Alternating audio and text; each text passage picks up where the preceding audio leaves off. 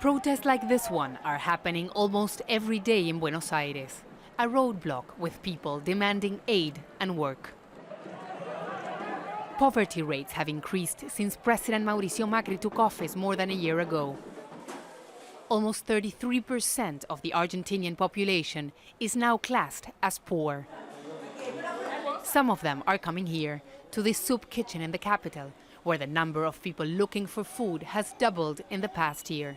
I started coming here 2 months ago because I couldn't afford to buy food. For my 2 children, everything is getting more expensive. Since Macri took office, he has implemented a series of market-friendly reforms to get Argentina's economy out of recession.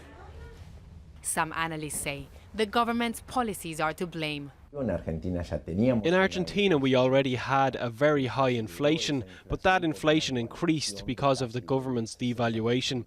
Maybe it was necessary to do that because of the economic situation, but that definitely increased prices, and that also increased poverty levels. Also, the government has not been able to generate jobs, and that is also a problem. The government has now agreed to implement what is known here as the social emergency law to contain the crisis.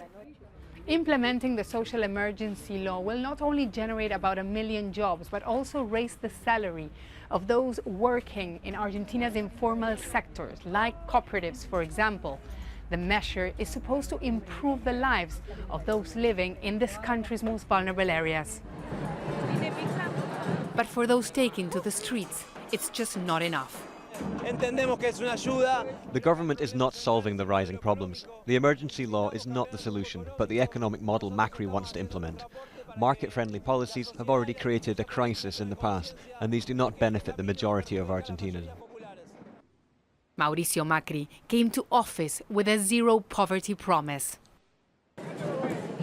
On the streets, people are waiting the measures that will make his promises come true. Teresa, Al Jazeera, Buenos Aires.